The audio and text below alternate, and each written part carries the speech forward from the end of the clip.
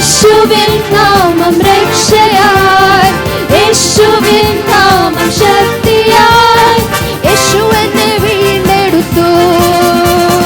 യേശുവിൻ നാമം വിടുതലായി, യേശുവിൻ നാമം രക്ഷയായി, യേശുവിൻ നാമം ശക്തിയായി, യേശു എന്നെ വീണ്ടെടുത്തു. അതുകൊണ്ട് നമുക്ക് പാടാം ഹല്ലേലൂയ, ഹല്ലേലൂയ നാം പാടിടും, യേശുവിനെ ആരാധിക്കും.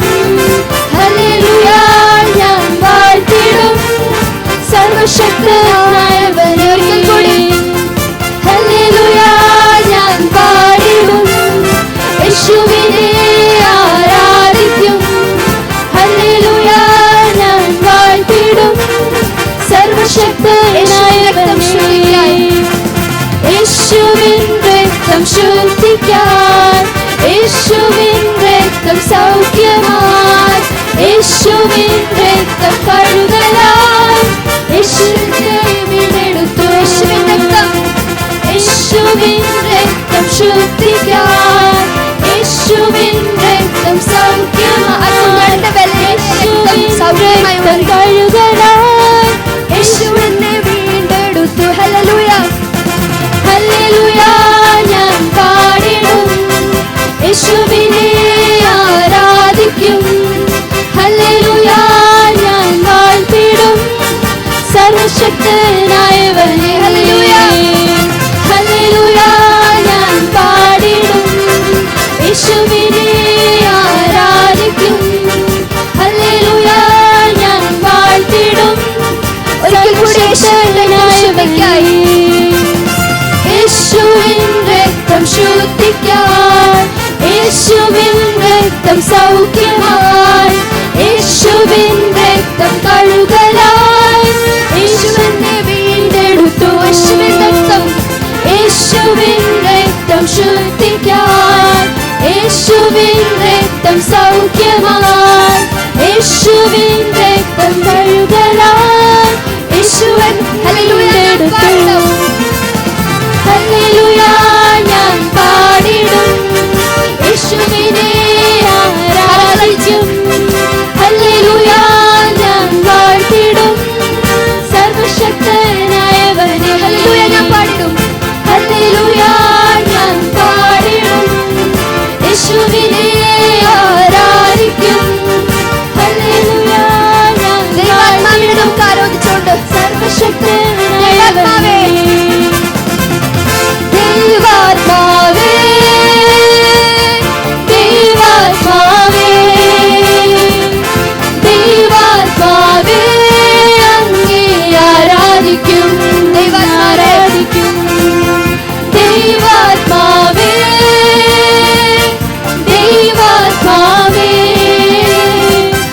ദൈവാത്മാവേ അങ്ങേ ആരാധിക്കും. പാടുവാൻ ആരാധിക്കും. സ്നേഹം പാടുവാൻ, നിൻ നാമം ഉയർത്തുവാൻ, നിൻ സേവ ചെയ്യുവാൻ, നിന്നെ പുകഴ്ത്തുവാൻ, നിൻ സ്നേഹം പാടുവാൻ, നിൻ നാമം ഉയർത്തുവാൻ, നിൻ സേവ ചെയ്യുവാൻ, നിന്നെ പുകഴ്ത്തുവാൻ. ദൈവാത്മാവേ, ദൈവാത്മാവേ, ദൈവാത്മാവേ അങ്ങേ ആരാധിക്കും, ആരാധിക്കും. ദൈവാത്മാവേ, ദൈവാത്മാവേ, ദൈവാത്മാവേ അങ്ങേ ആരാധിക്കും.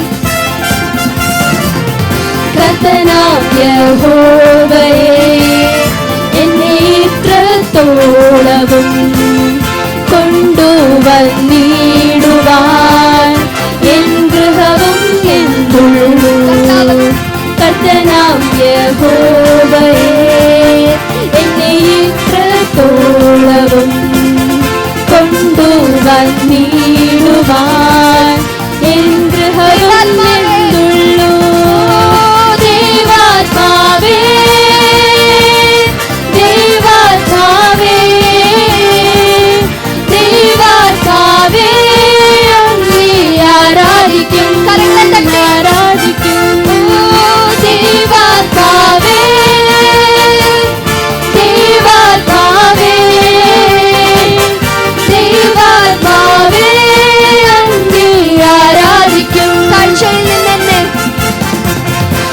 താഴ്ചയിൽ നിന്നെന്നെ ഉയർത്തിയല്ലോ നീ.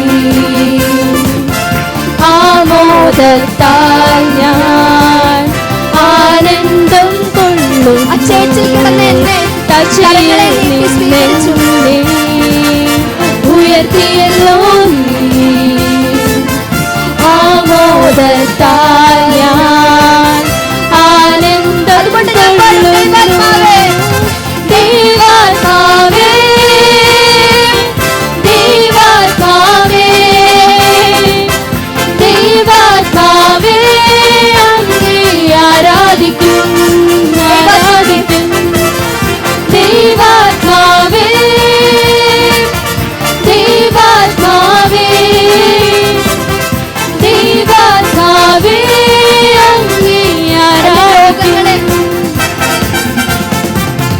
എന്റെ രോഗങ്ങളെ നിൻ കരങ്ങൾ മാറ്റി വാഗ്ദത്തങ്ങൾ ഓരോന്നും വാസ്തവമായി ഭവിച്ചതിനാൽ എന്റെ രോഗങ്ങളെ നിൻ കരങ്ങൾ മാറ്റി വാഗ്ദത്തങ്ങൾ ഓരോന്നും വാസ്തവമായി ഭവിച്ചതിനാൽ ദൈവാത്മാവേ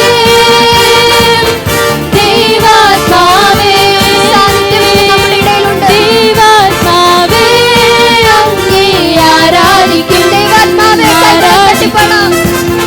ദൈവാത്മാവേ ദൈവാത്മാവേ ദൈവാത്മാവേ അങ്ങേ ആരാധിക്കും. ദൈവാത്മാവേ ദൈവാത്മാവേ ദൈവാത്മാവേ ദൈവാത്മാവേ അങ്ങേ ആരാധിക്കും. ദൈവാത്മാവേ ദൈവാത്മാവേ ദൈവാത്മാവേ അങ്ങേ ആരാധിക്കും.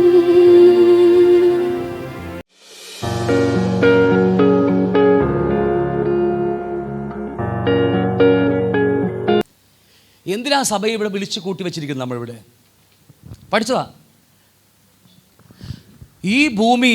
ഈ ഭൂമിക്കകത്ത് ദൈവത്തിന് ഇറങ്ങി വരാൻ ആകെയുള്ള സ്ഥലം എവിടെയാണെന്നറിയാമോ? ഇപ്പോൾ ഓർമ്മയുണ്ടോ? ഇപ്പോൾ ഓർമ്മ വരും. ഇപ്പോൾ ഓർമ്മ വരും. ഈ ഭൂമിയിൽ ആകെയുള്ള സ്ഥലം, ദൈവത്തിന് ഇറങ്ങി വരാൻ ആകെയുള്ള സ്ഥലം നമ്മുടെ നടുവിലാണ്. 2 3 പേർ എൻ്റെ നാമത്തിൽ, അല്ലേ, ഐക്യതയോടെ. എൻ്റെ നാമം എന്ന് പറഞ്ഞാൽ യേശു എന്ന് പറഞ്ഞിട്ട് കാര്യമൊന്നുമില്ല. ആ നാമത്തിൻ്റെ കീഴെ നിൽക്കുമ്പോൾ, ഒരു ശരീരമായി നിൽക്കുമ്പോൾ മാത്രമേ അവിടെ അവൻ ഇറങ്ങി വരത്തുള്ളൂ. അതുകൊണ്ട് സഭക്കകത്ത് ആരില്ല, ദൈവത്തിന് ഇറങ്ങി വരാൻ കഴിയുന്നില്ല. അതുകൊണ്ടാണ് സഭക്കകത്ത് മ്ലേച്ഛതകളൊക്കെ വർദ്ധിച്ചുകൊണ്ടിരിക്കുന്നത്. കുറുസഭ നോക്കിയേ, അപ്പൻ്റെ ഭാര്യ വെച്ചുകൊണ്ടിരിക്കുന്നു, സഹോദരന്മാർ തമ്മിൽ പക്ഷം തിരിഞ്ഞ് വാദിച്ചുകൊണ്ടിരിക്കുന്നു. കുറുസഭയെക്കുറിച്ചാണ് പറയുന്നത്. ആണോ ഇല്ലയോ? കാരണം നട്ടെല്ലുള്ള, ഞാൻ അങ്ങനെ പറഞ്ഞു മാത്രമല്ല, പേടിക്കൊന്നും വേണ്ട, നട്ടെല്ലുള്ള ജ്ഞാനിയായ ഒരുത്തൻ സഭക്കകത്ത് ഇല്ലാത്തത് കൊണ്ടാണ് ഇവിടുത്തെ പ്രശ്നം, കുറുസഭക്കാരുടെ പ്രശ്നം. ഓക്കെ, എന്നിട്ട് പറയാം, നിങ്ങൾക്ക് തമ്മിൽ വ്യവഹാരം ഉണ്ടാകുന്ന തന്നെ എന്താവുന്നു? കേവലം ഒരു പോരായ്മയാണ്. അന്യായം ചെയ്യുന്നവൻ ദൈവരാജ്യം അവകാശമാക്കില്ല. ലാസ്റ്റ് വാക്ക് മാത്രം പറഞ്ഞു പോകുക. അന്യായം ചെയ്യുന്നവൻ എന്ത് ചെയ്യുന്നില്ല? ദൈവരാജ്യം. ഈ ന്യായവിധിയെക്കുറിച്ച് ക്ലാസ് ഇടയ്ക്കിടയ്ക്ക് ഇതിനെ വിധിക്കുന്ന പോലെ ഞാൻ സംസാരിക്കുമ്പോൾ ഒരുപക്ഷെ നിങ്ങൾക്ക് തോന്നിയേക്കാം, ഈ പാസ്റ്റർ ഇങ്ങനെ എപ്പോൾ നോക്കിയാലും വിധിച്ചുകൊണ്ടിരിക്കുന്നത്. പക്ഷെ ബൈബിളിലുള്ള കാര്യമാണ്. പരിശുദ്ധമായ ജോലി എന്താ? പാപത്തെക്കുറിച്ചും നീതിയെക്കുറിച്ചും ന്യായവിധിയെക്കുറിച്ചും. ഈ ന്യായവിധിയെക്കുറിച്ച് കേൾക്കുന്നില്ലെങ്കിൽ നമ്മൾ എങ്ങോട്ട് പോകും നമുക്കറിയാൻ കഴിയത്തില്ല. അവിടെ പോയിട്ട് നമ്മൾ അറിയത്തുള്ളൂ. ഇപ്പോൾ ന്യായവിധിയെക്കുറിച്ച് കേട്ടാൽ നമുക്ക് മാനസാന്തരപ്പെടാനൊരു ഇടമുണ്ട് നമുക്ക്. പക്ഷേ എല്ലാം കഴിഞ്ഞ് അവിടെ ആ ന്യായവിധിയുടെ മുമ്പിൽ നിൽക്കുമ്പോഴാണ് നമ്മളത് കേൾക്കുന്നതെങ്കിൽ നമുക്ക് രക്ഷയില്ല. ഞാൻ പറഞ്ഞ മനസ്സാവുന്നുണ്ടോ? പാപം ചെയ്താൽ ദൈവരാജ്യം അവകാശമാക്കില്ലെന്ന് പറഞ്ഞാൽ പിന്നെ എന്തിനാ ഇല്ലെന്ന് തന്നെയല്ല അർത്ഥം. നിങ്ങൾ കർത്താവ് പറയേ, ഈ പാപങ്ങൾ എന്തുമാകട്ടെ, ഇഷ്ടംപോലെ പാപങ്ങൾ എന്തുമാകട്ടെ, പാപം ചെയ്താൽ നിങ്ങൾ ദൈവരാജ്യം അവകാശമാക്കില്ലെന്ന് പറഞ്ഞാൽ അത് തന്നെയാണ്. അവിടെ നമുക്ക് മൂടാൻ പറ്റുമോ? ഇത് പൊതിയാൻ പറ്റുമോ നമുക്ക്? ഇല്ലേ? എന്തെങ്കിലും കാണിച്ചത് പൊതിഞ്ഞിട്ട് കുഴപ്പമില്ല ബ്രദറെ, അത് കർത്താവ് നോക്കിക്കോളൂ എന്ന് പറയാൻ പറ്റും? ഇല്ല. നീ ഇങ്ങനെ പോയാൽ നടക്കില്ല, നീ നരകത്തിൽ പോകുമെന്ന് പറയാൻ എന്താ നമുക്ക് ഇത്ര മടി? ബൈബിൾ അങ്ങനെയല്ല പഠിപ്പിക്കുന്നത്. ഞാൻ പറഞ്ഞ അർത്ഥം മനസ്സിലാവുന്നുണ്ടോ? മാനസാന്തരപ്പെട്ട് വരാൻ വേണ്ടിയാ. ഓക്കെ, അപ്പം അതുകൊണ്ട് ഈ നിൻ്റെ പ്രതിയോഗിയുടെ കൂടെ വഴിയുള്ളപ്പോൾ തന്നെ വേഗത്തിൽ നിരന്നുകൊള്ളണം. നിരന്നു കൊണ്ടില്ലെങ്കിൽ ഇതുപോലെ നമുക്ക് എതിരെന്നറിയും, ലജ്ജക്കായി മാറും, നമുക്ക് തമ്മിൽ വ്യവഹാരമുണ്ട്. അതുമാത്രമല്ല, ദൈവരാജ്യം നമ്മൾ അവകാശമാക്കാതെ പോകും. ഹല്ലേലൂയ. യെശയ്യാവിൻ്റെ പുസ്തകം 50:8 പറയുന്നു, യഹോവയായ കർത്താവ് എന്നെ സഹായിക്കും, അതുകൊണ്ട് ഞാൻ അമ്പരന്ന് പോകുകയില്ല. അല്ലേ? കുറേ കാര്യങ്ങൾ പറഞ്ഞു വരികയാണ്. അതിനെക്കുറിച്ച് തന്നെയുള്ള വാക്കുക. പ്രതിയോഗി 8-ാം വാക്യം പറയുന്നു, എന്നെ നീതീകരിക്കുന്നവൻ സമീപത്തുണ്ട്, എന്നോട് വാദിക്കുന്നവൻ ആര്? നമുക്ക് തമ്മിൽ ഒന്ന് നോക്കാം, എൻ്റെ പ്രതിയോഗി ആർ? അവൻ ഇങ്ങ് വരട്ടെ. കർത്താവ് നമ്മുടെ കൂടെ, ഞാൻ പറയാം, കർത്താവിൻ്റെ കൽപ്പനകൾ അനുസരിച്ച് കർത്താവ് നമ്മുടെ കൂടെയുണ്ടെങ്കിൽ ഒരു പ്രതിയോഗി നമുക്കുണ്ടാകത്തില്ല. നാം പാപത്തിൽ വീണാലും നാം മനസ്സന്തരപ്പെടുവാൻ, നമ്മൾ ഏച്ചു പറഞ്ഞ് അനുദപിക്കാൻ മനസ്സുണ്ടെങ്കിൽ നമ്മളെ ഒരു ശത്രുവും ഒരു പ്രതിയോഗം നമ്മുടെ കൂടെ ഉണ്ടാകത്തില്ല. തെറ്റ് വന്നു പോയാലും നമ്മൾ ഈ വചനപ്രകാരം ഏറ്റു പറഞ്ഞ് ഉപേക്ഷിച്ചാൽ ഒരു പ്രതിയോഗി നമുക്കുണ്ടായിരിക്കത്തില്ല. അതുകൊണ്ടാണ് പറയുന്നത്, വഴിയിൽ വെച്ച് തന്നെ എന്ത് ചെയ്യണം? നിരപ്പ് പ്രാപിക്കണം. വഴിയിൽ വെച്ച് തന്നെ നിരപ്പ് പ്രാപിച്ചു കൊള്ളണം. ഇല്ലെങ്കിൽ എന്തു പറ്റും? നിൻ്റെ സ്നേഹിതൻ, നിൻ്റെ കൂടെ പിറന്നവൻ, അല്ലേ, നമ്മുടെ കൂടെ നിൽക്കുന്നവൻ, ശുശ്രൂഷിക്കുന്നവൻ, കൂട്ടുവേലക്കാരൻ എല്ലാം നിനക്ക് പ്രതിയോഗികമായി മാറുമോ? ഹല്ലേലൂയ. അപ്പോൾ ഇത് വളരെ ഇമ്പോർട്ടൻ്റ്. എപ്പോൾ സംഭവിക്കുന്നുവോ അപ്പോൾ തന്നെ അവനോട് ഇണങ്ങിക്കൊള്ളുക. അല്ലാഞ്ഞാൽ, ഇണങ്ങിയില്ലെങ്കിൽ, സഭയിൽ വിശുദ്ധന്മാർ അല്ലെങ്കിൽ വിശ്വാസികൾ തമ്മിൽ ഒരു പ്രശ്നമുണ്ടായിട്ട് പരിഹരിച്ചില്ലെങ്കിൽ, അല്ലേ, എന്ത് പറ്റും? അല്ലാഞ്ഞാൽ, പരിഹരിച്ചില്ലെങ്കിൽ, ഇണങ്ങിച്ചേർന്നില്ലെങ്കിൽ, അല്ലേ, ഏറ്റു പറഞ്ഞ് ഉപേക്ഷിച്ച് ഒരുമിച്ച് പ്രാർത്ഥിച്ചില്ലെങ്കിൽ, അടുത്ത വാക്യം ശ്രദ്ധിച്ചേ, വായിച്ചോ. പ്രതിയോഗി നിന്നെ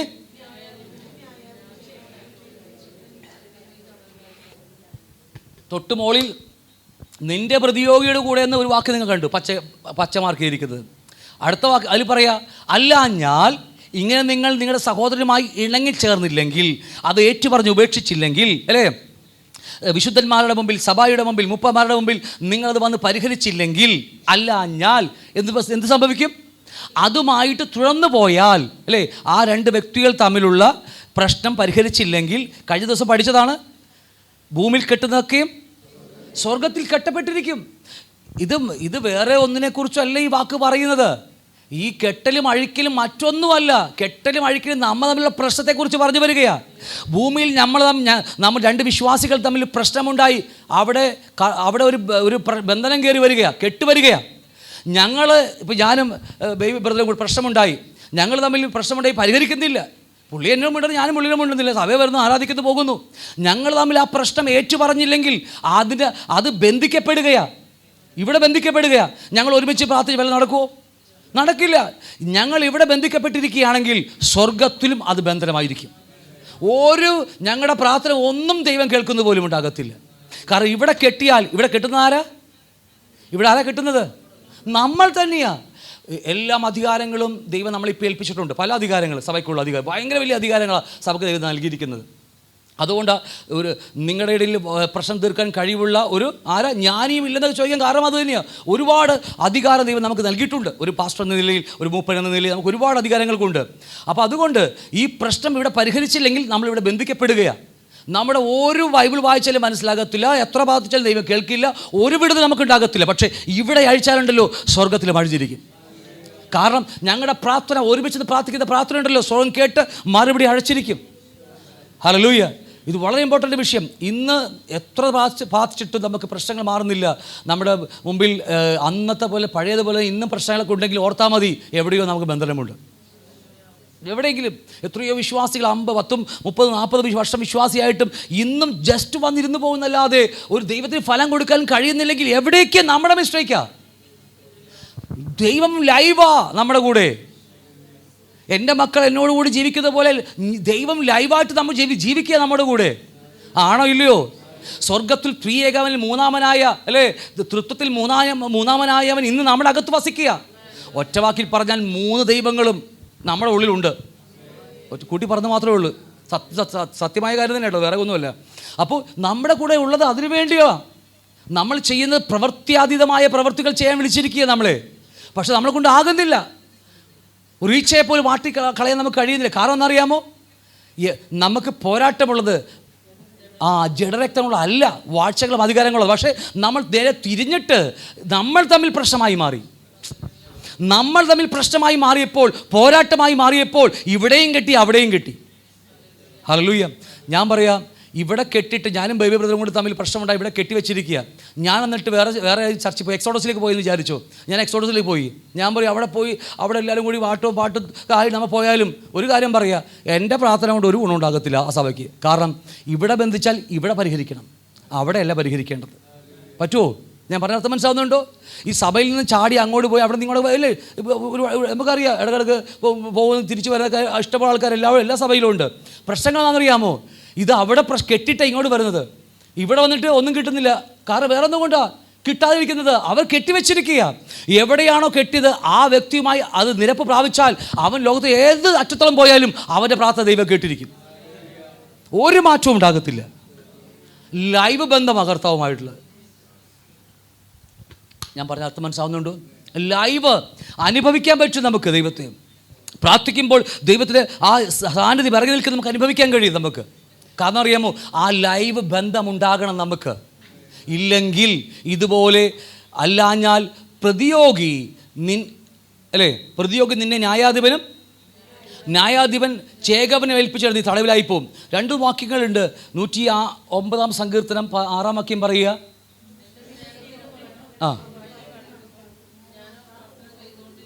നന്മക്ക് പകരം നന്മയും, നന്മക്ക് തിന്മയും, സ്നേഹത്തിന് പകരം ദ്വേഷവും അവർ എന്നോട് കാണിച്ചിരിക്കുന്നു.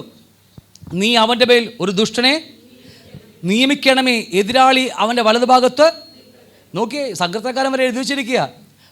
ഒരു പ്രശ്നമുണ്ടായാൽ അവനെ ദുഷ്ടൻ്റെ കയ്യിലേക്ക് ഏൽപ്പിച്ചു കൊടുക്കാൻ പറയുക. ഈ വാക്യം വളരെ ഇമ്പോർട്ടൻ്റ് വാക്യമാണ് ഞാൻ പറഞ്ഞത്. ഇപ്പോൾ ഞാൻ മുകളിലേക്ക് പറയാൻ പോവുകയാണ്, പുതിയ നിയമത്തെക്കുറിച്ച് പറയാൻ പോവുകയാണ്. ഇത് ഒട്ടനവധി വാക്യങ്ങളൊക്കെ നമുക്ക് കാണാൻ കഴിയും. ഇവിടെ ആമോസിൻ്റെ പുസ്തകം 4-ാം അധ്യായം 12-ാം വാക്യം ഒരുപാട് പഠിക്കേണ്ട വിഷയമാണെങ്കിലും ഇസ്രായേൽ മക്കളെക്കുറിച്ച് പഠിപ്പിക്കുമ്പോൾ ഒരു വാക്യം ആവർത്തിച്ച് വരുന്നുണ്ട്.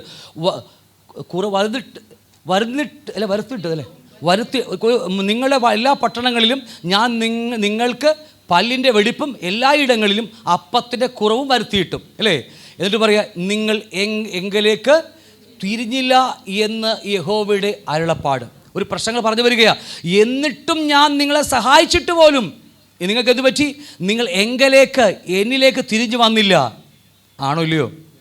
വാക്യം പറയുന്നത്. എന്നിട്ട് 8-ാം വാക്യം പറയുക, 2-3 പട്ടണം വെള്ളം കുടിപ്പാൻ ഒരു പട്ടണത്തിലേക്ക് ഉഴന്നു ചെന്നു, ദാഹം തീർന്നില്ല താനും, എന്നിട്ടും നിങ്ങൾ എങ്കിലേക്ക് തിരിഞ്ഞില്ല എന്ന് യഹോവയുടെ അരുളപ്പാട്.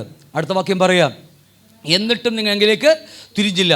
വാക്യം 10 എന്നിട്ടും നിങ്ങൾ എങ്കിലേക്ക് തിരിഞ്ഞില്ല. വാക്യം 10 അവസാനം പറയുന്നു, എന്നിട്ടും നിങ്ങൾ എങ്കിലേക്ക്.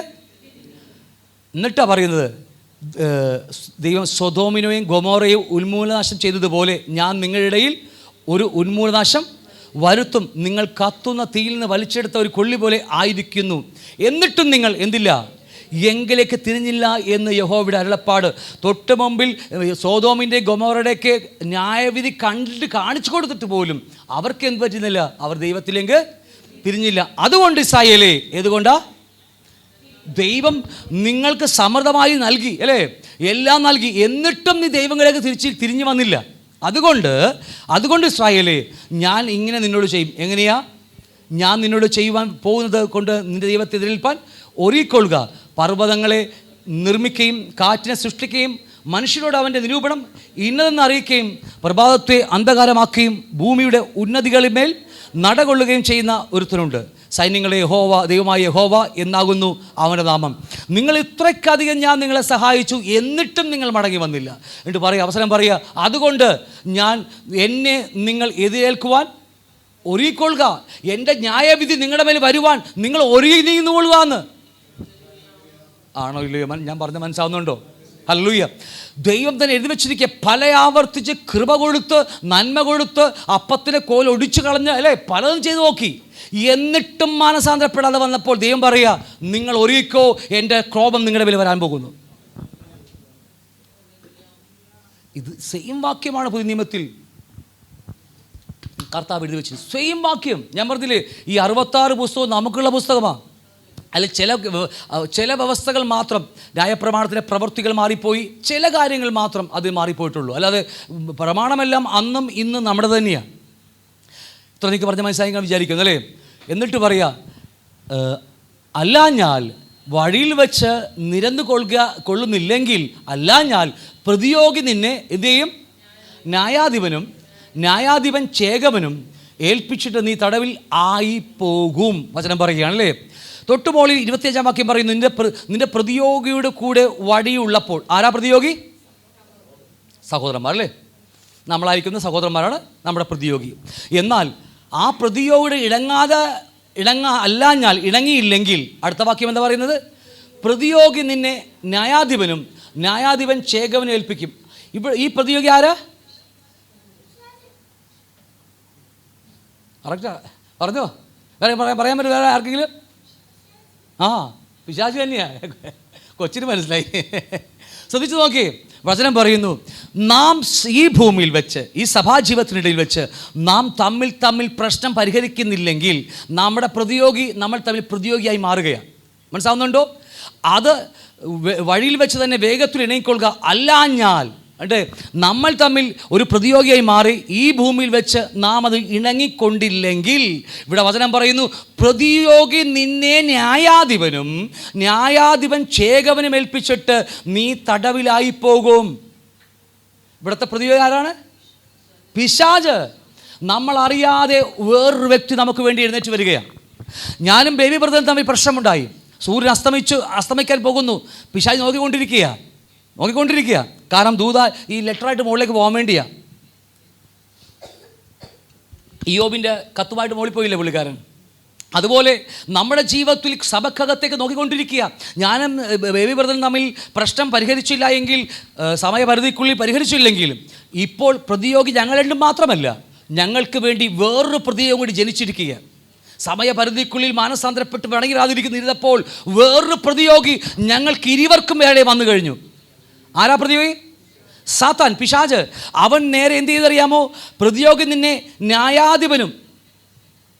ന്യായാധിപൻ ചേകവനും ഏൽപ്പിച്ചിട്ട് നീ തടവിലായിപ്പോവും. ഈ കോടതി വല്ല മനസ്സിലാവുന്നുണ്ടോ? ഇത് മൂന്നാമത്തെ കോടതി. ആ കോടതി സുപ്രീം കോടതി ഓർമ്മയുണ്ടോ? ഈ സുപ്രീം കോടതി എന്ന് പറഞ്ഞാൽ ഇന്ത്യയുടെ ഏറ്റവും പരമാധികാരിയാണെന്ന് എനിക്ക് ആയിരുന്നു വിചാരിക്കുന്നത്. ഇപ്പോൾ പിന്നെ ഇവിടെ ആൾക്കാരെടുക്കുമ്പോൾ എനിക്ക് അധികാരത്തിൽ പറയാൻ പറ്റത്തില്ലല്ലോ. അപ്പോൾ ആയിരിക്കും ഞാൻ വിചാരിക്കുന്നു സുപ്രീം കോടതി തന്നെ ഇന്ത്യയിലെ ഏറ്റവും വലിയ കോടതി എന്ന് വിചാരിക്കല്ലേ. ഇതുപോലെ ആത്മമണ്ഡലങ്ങളിലും ഒരു കോടതി നമുക്കുണ്ട്. ഏറ്റവും വലിയ സുപ്രീം കോർട്ട് ആരാത്? സ്വർഗീയ കോടതി. നിങ്ങൾ എൻ്റെ കൂടെ ഉണ്ടോ? ലോകത്തിലെ ഇന്ത്യയിലെ ഏറ്റവും വലിയ കോടതിയായ മൂഢ എന്ന് വിളിച്ചാൽ നരകത്തിൽ തള്ളാൻ കഴിയുന്ന ഇന്ത്യയിലെ സുപ്രീം കോർട്ട് ഇരിക്കെ, സ്വർഗത്തിൽ നമുക്ക് വേണ്ടി ഒരു സുപ്രീം കോടതിയുണ്ട്. ഏറ്റവും വലിയ സിംഹാസനമായ ദൈവത്തിൻ്റെ കോടതി, യഥാർത്ഥ വലിയ കോടതി. മനസ്സിലാവുന്നുണ്ടോ? ഇവിടെ ഞങ്ങൾ തമ്മിൽ പ്രശ്നം പരിഹരിക്കുക വന്നപ്പോൾ ഞങ്ങൾക്കൊരു ഞങ്ങൾ തന്നെ പ്രതിയോഗിയായി മാറി. എന്നാൽ മൂന്നാമതൊരുവൻ കൂടി അവിടെ കയറി വന്നു. ആരാവൻ? സാത്താൻ. ഞങ്ങളുടെ പ്രശ്നം പരിഹരിച്ചില്ലെങ്കിൽ ആ കേസ് പിന്നെ ഇവിടെ കാണത്തില്ല കേസ്. പിന്നെ കേസ് പോകണം എവിടെ നിന്നറിയാമോ? സ്വർഗീയ കോടതിയിലകത്തേക്കാ. എന്തുകൊണ്ടാണ് സാത്താനെ ക്രൂശിൽ തോൽപ്പിച്ചിട്ടും നരകത്തിൽ തള്ളാതെ വിട്ടിരിക്കുന്നത്? യേശു പോലൊന്നും ചെയ്തില്ല. യേശു അവനെ ജയിച്ചു പോയി. പക്ഷെ അവൻ ഇപ്പോഴും ഇവിടെ തന്നെയുണ്ട്. സ്വർഗത്തിൽ കടന്നു ചെല്ലാം അവന്. യോബിൻ്റെ പുസ്തകം പറഞ്ഞ പോലെ അവൻ ഇപ്പോഴും സ്വർഗത്തിൽ കടന്നു ചെല്ലുവാനായിട്ട് അധികാരം. ഇവിടെ അത് തന്നെയാണ് പറയുന്നത്. സ്വർഗത്തിൽ കടന്നു ചെല്ലാൻ ഇന്ന് വെച്ചിരിക്കുക. ആർക്ക് വേണ്ടിയാ? നമുക്ക് വേണ്ടി. ഞങ്ങളുടെ പ്രശ്നം പരിഹരിക്കാതെ വരുമ്പോൾ മൂന്നാമതൊരുവൻ കയറി വരികയാണ്. അവൻ ആ കേസ് ഇത്രാം തീയതി ഇത്ര മണിക്ക് രാവിലെ ബേബി ബ്രദർ ഡിൽ ബ്രദറോട് ഇങ്ങനെ പറഞ്ഞു, അതിന് മറുപടി ഡിൽ ബ്രദർ അങ്ങനെ പറഞ്ഞു. രണ്ടും കൂടി ചകടയായിട്ടിരിക്കുകയാണ്. ഇത്ര സൂര്യൻ അസ്തമിച്ചു, എന്നിട്ട് മാറുന്നില്ല. അവരെ അകത്ത് ഞാൻ കാത്തിരിക്കുക. അവർ വയലൻ്റ് ആകാൻ വേണ്ടി രാത്രി ഫോണിലൂടെ അവർ ചീത്ത വിളിക്കുന്നത് ഞാൻ കേട്ടു എന്നൊക്കെ പറഞ്ഞ് ആ ലെറ്ററുമായിട്ട് വേറെ മുകളിലേക്ക് പോവുകയാണ്. യഥാർത്ഥ കോടതിയിലേക്ക്, സുപ്രീം കോടതിയിലേക്ക്, ഹെവൻലി കോർട്ടിലേക്ക് കടന്നു പോകുകയാണ്. എന്നിട്ട് പറയുക, പ്രതിയോഗി നിന്നെ ന്യായാധിപനെ മുമ്പിൽ കൊണ്ടുവരും. ന്യായാധിപൻ, ആ സ്വർഗീയ വലിയ കോടതി, ആ സ്വർഗത്തിലെ ജഡ്ജി ഏറ്റവും വലിയ ആളെ ജഡ്ജി, ആ സ്വർഗീയ കോടതിയിലെ ഏറ്റവും വലിയ ജഡ്ജിയായ യഹോവയായ ദൈവം വിധിക്കും അല്ലേ. ന്യായാധിപൻ ചേകവനും ഏൽപ്പിച്ചിട്ട് നീ തടവിലായി പോകും. ശ്രദ്ധിച്ചേ, ഈ രണ്ട് വാക്യങ്ങൾ നിങ്ങൾ ശ്രദ്ധയോടെ ഇടണം. നിങ്ങൾ ബൈബിൾ എഴുതി വെക്കുക. ഒന്നാമത്തെ പ്രതിയോഗി എന്ന് പറയുന്നത് നമ്മൾ തന്നെയാണ്. മനസ്സിലായോ? അതിൻ്റെ മുകളിൽ നിങ്ങൾ ഞാനെന്ന് പറഞ്ഞ് ഇട്ടാൽ മതി, അല്ലെങ്കിൽ നമ്മളെന്ന് പറഞ്ഞ് ഇട്ടാൽ മതി, മനുഷ്യർ തന്നെ ഇട്ടാൽ മതി. രണ്ടാമത്തെ പ്രതിയോഗി എന്ന് പറയുന്നത് വേറെ ആരുമല്ല. ആരാ? നമ്മുടെ കേസ് കൊണ്ടുപോകുക. ഇവിടെ പരിഹരിച്ചില്ല, കെട്ടിയത് അഴിച്ചില്ല, ആ കെട്ടുമായിട്ട് മുകളിലേക്ക് പോകുകയാണ്. സാത്താൻ നമ്മുടെ ആ കേസ് നേരെ സ്വർഗീയ കോടതി അറിയിക്കുകയാണ്. മനസ്സിലാവുന്നുണ്ടോ? സ്വർഗീയ കോടതി പ്രതിയോഗിതിനെ ന്യായാധിപൻ സ്വർഗീയ കോടതിയും ആ ന്യായാധിപൻ അത് വിധിച്ചിട്ട് എന്ത് ചെയ്യുക? സ്വർഗീയ കോടതി സാത്താൻ ഇവിടെ നിന്ന് നമ്മുടെ പ്രശ്നമായിട്ട് സ്വർഗത്തിലേക്ക് പോയി. മനസ്സിലാവുന്നുണ്ടോ? അയ്യോ, നിങ്ങൾക്ക് മനസ്സിലാവുന്നു എന്തോ? നോക്കി, ഇവിടുത്തെ പ്രശ്നം പരിഹരിക്കാതിരിക്കുമ്പോൾ ഈ കേസ് ഇവിടെ നിന്ന് പോകുകയാണ്. നമ്മുടെ കയ്യിൽ നിന്നേ പോയി സ്വർഗീയ കോടതിയുടെ മുമ്പിലേക്ക് സാത്താൻ കൊണ്ടുപോകുകയാണ്. എന്നിട്ട് ന്യായാധിപൻ എന്തു ചെയ്യും? വിധിച്ചിട്ട് ന്യായാധിപൻ ചേകവരെ ഏൽപ്പിക്കും. ചേകവർ ഏൽപ്പിച്ചിട്ട് പിന്നെ പറയുക, ന്യായാധിപൻ ചേകവനും ഏൽപ്പിച്ചിട്ട് നീ തടവിലായി പോകും. നോക്കിയേ, ഇവിടുത്തെ ആ ന്യായാധിപൻ എന്ന് പറയുന്നത് സ്വർഗീയ കോടതിയാണ്. അവൻ വിധിക്കും. എന്നിട്ട് ആ കോടതി ചേകവനെ ഏൽപ്പിച്ചു കൊടുക്കും. ആരാ ഇവിടുത്തെ ചേകവൻ? പറഞ്ഞോ? അല്ല, വാക്ക് ക്ലിയർ ആണ് നിങ്ങൾക്ക്. ഒരുപാട് ഈ അതാ ഞാൻ കളറൊക്കെ ചെയ്ത് വന്നത്. നിന്റെ പ്രതിയോഗിയുടെ കൂടെ വഴിയുള്ളപ്പോൾ തന്നെ നീ വേഗത്തിൽ ഇണങ്ങിക്കൊള്ളുക. നമ്മുടെ പ്രശ്നങ്ങളാണ് കേട്ടോ, നമ്മുടെ തമ്മിലെ പ്രശ്നങ്ങളാണ്. അത് പരിഹരിച്ചില്ലെങ്കിൽ നമ്മളിവിടെ ബന്ധിക്കുക. അത് കഴിഞ്ഞ ദിവസങ്ങളിൽ ആഴമായി പഠിച്ചതാണ്. എന്നിട്ട് പറയുക, ആ ഒരു പ്രതിയോഗി നിനക്കെതിരായി എഴുന്നേറ്റ് വന്നിട്ട് നിന്റെ കേസ് സ്വർഗീയ ന്യായാധിപന്റെ മുമ്പിലേക്ക് കൊണ്ടുപോകുക, യഹോവയായ ദൈവത്തിന് മുമ്പാകെ. ആ ദൈവം ആ കേസ് വിധിച്ചിട്ട് ചേകവരെ ഏൽപ്പിക്കുക. എന്നിട്ട് ചേകവരെ ഏൽപ്പിച്ചിട്ട് നീ എവിടെയായി പോകും? തടവിലായി പോകും. ഇവിടുത്തെ ചേകവൻ ന്യായാധിപൻ എന്ന് പറയുന്നത് സ്വർഗീയ കോടതിയാണ്. അവൻ വിധിച്ചിട്ട് ചേകവരെ ഏൽപ്പിക്കും, സാത്താൻ്റെ ദൂതന്മാരെ ഏൽപ്പിക്കും. മനസ്സിലാവുന്നു? രോഗാത്മാക്കൾ അല്ലേ, ഏതെങ്കിലും പ്രശ്നത്തിലേക്ക് ആ ദൂതൻ നമ്മളെ കയറ്റിക്കൊണ്ടു പോകുക. എതിർ ക്രിസ്തുവിൻ്റെ ആത്മാവ്, അല്ലെങ്കിൽ എന്താ പറയുക, സാത്താൻ, ഭൂതങ്ങൾ അല്ലേ, പിശാചുക്കൾ എന്ന് പറയുന്ന അവരാൽ നമ്മെ ബന്ധിക്കുക ദൈവം. നിങ്ങൾക്ക് ഇത്തിരി ഉൾക്കൊള്ളാൻ ഇത്തിരി ബുദ്ധിമുട്ടാണ്, എനിക്കറിയാം. ഇച്ചിരി ഏറെ ബുദ്ധിമുട്ടുണ്ട് ഈ വാക്കുകളൊക്കെ പഠിച്ചെടുക്കാനായിട്ട്.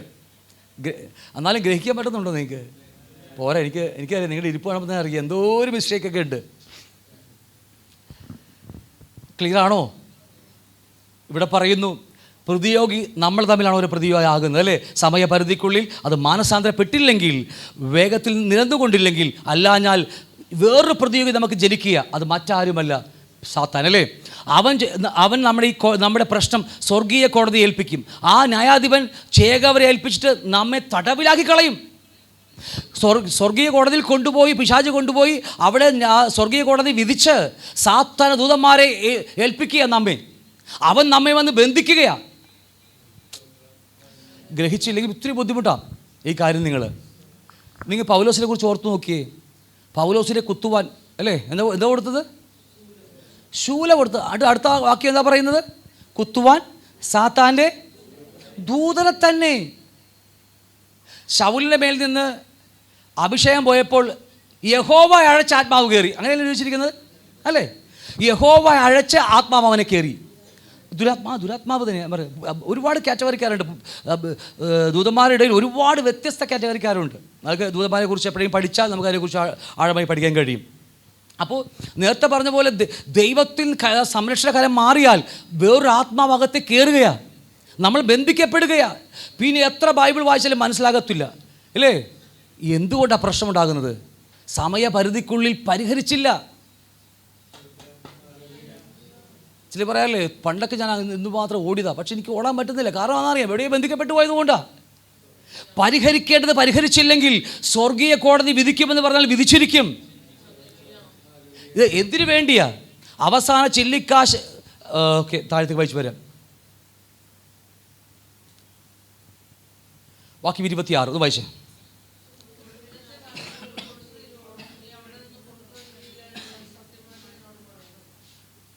വചനം പറയാം, ഒടുവിലത്തെ കാശ് പോലും കൊടുത്തു തീരുവോളം നീ അവിടെ നിന്ന് പുറത്തു വരികയില്ലെന്ന് ഞാൻ സത്യമായിട്ടും നിങ്ങളോട് പറയുന്നു. അങ്ങനെ നീട്ടി തന്നെ പറയണേ. സത്യമായിട്ടൊന്നും അല്ല, സത്യമായിട്ടും ഞാൻ നിങ്ങളോട് പറയുന്നു. ഒന്നുകൂടെ വായിച്ചേ. ഒടുവിലത്തെ കാശ് പോലും കൊടുത്തീരുവോളം നീ അവിടെ നിന്ന്, എവിടെ നിന്നാ? അവിടെ നിന്ന് അല്ലേ, പുറത്തു വരികയില്ലെന്ന് ഞാൻ സത്യമായി നിന്നോട് പറയുന്നു. വാക്യം മനസ്സിലായോ? ഞാൻ ഒന്നുകൂടി വായിക്കാം. ഒടുവിലത്തെ, ഇപ്പോൾ നമ്മളെവിടെ കിടക്കുന്നത്? തടവിലാക്കി വെച്ചിരിക്കുക. തൊട്ട് മുകളിൽ പറഞ്ഞു, നമ്മുടെ പ്രശ്നം, ഞാനും ബേബി ബ്രദറുള്ള പ്രശ്നം പരിഹരിക്കാതെ വന്നിരിക്കുക. ഞങ്ങളുടെ ബന്ധിച്ച് കെട്ടിവെച്ചിരിക്കുക. കെട്ടഴിക്കണമെങ്കിൽ മൂപ്പന്മാരോട് പറയണം, അല്ലേ? സഭ മൂപ്പന്മാരോട്, പാസ്റ്റർമാരോട് അവരോട് പറഞ്ഞ് അവർ പരിഹരിക്കണമായിരുന്നു, അല്ലെങ്കിൽ തമ്മിൽ പരിഹരിക്കണമായിരുന്നു, അല്ലേ? എന്നിട്ട് പറ്റിയില്ലെങ്കിൽ മൂപ്പന്മാർ അറിയിക്കണമായിരുന്നു. എന്നിട്ടും കഴിയാതെ ആ മുറിവുറുപ്പും ആ പ്രശ്നം വെച്ചുകൊണ്ട് ഈ ഭൂമിയിൽ ജീവിച്ചപ്പോൾ, ഒരു സമയപരിധി കഴിഞ്ഞപ്പോൾ ഈ കേസ് സ്വർഗീയ കോടതിയിലേക്ക് പോകുകയാണ്, അല്ലേ? എന്നിട്ട് ആ പ്രതിയോഗി നമ്മളെ അവിടെ ലെറ്റർ കൊടുത്തിട്ട് ആ സ്വർഗീയ കോടതി നമ്മെ വിധിച്ചിട്ട് ചേകവരെ ഏൽപ്പിക്കുക. മനസ്സിലാവുന്നുണ്ടോ? ആരാ ഇവിടുത്തെ ചേകവര്? നേരത്തെ പറഞ്ഞ പോലെ പിശാചിൻ്റെ കൂട്ടരാ. പല വ്യത്യസ്തമായ കൂട്ടരുണ്ട്. ചിലർ ഇപ്പോൾ ഈ പല രോഗങ്ങളുടെ ആത്മാക്കളുണ്ട്, ചില അന്ധത നൽകുന്ന ആത്മാക്കളുണ്ട്, രോഗങ്ങൾ നൽകുന്ന ആത്മാക്കളുണ്ട്. ഏത് രോഗമാകട്ടെ, ഏത് പ്രശ്നമാകട്ടെ, എന്താണെങ്കിലും അതിന് ദുരാത്മാക്കളാൽ ബന്ധിക്കപ്പെടാൻ ഇടയുണ്ട്. മനസ്സിലാവുന്നുണ്ടോ? ചിലർ പറയാറില്ലേ ശാപമാണെന്നൊക്കെ പറയാറില്ലേ? എന്ത് ശാപമാണ്? നമുക്ക് ശാപമൊന്നുമില്ല, ഇല്ലേ? അതിനെക്കുറിച്ച് പിന്നെ അവിടെ പഠിക്കും നമ്മൾ. വീണ്ടും ജനിച്ച് രക്ഷിക്കപ്പെട്ട് വീണ്ടും ജനിച്ച ഒരു പൈതലിന് മേൽ ഒരു ശാപവുമില്ല. നമ്മുടെ കർത്താവ് സകലം വഹിച്ചു കഴിഞ്ഞതാ. നമ്മൾ ശപിക്കപ്പെടേണ്ട സ്ഥലത്ത്, അല്ലേ, കർത്താവ് ശാപമായി തീർന്നു. നമ്മൾ ഒരിക്കലും നമുക്ക് ശാപമില്ല, അല്ലേ? പക്ഷേ ഇപ്പോൾ അത് ശാപമായി മാറുകയാണ്. ഈ വാക്ക് ശ്രദ്ധിച്ചോ? നമ്മൾ ശാപത്തിലേക്ക് പോകുകയാ. ആരാ കുറ്റക്കാരൻ? എന്താ പ്രശ്നം?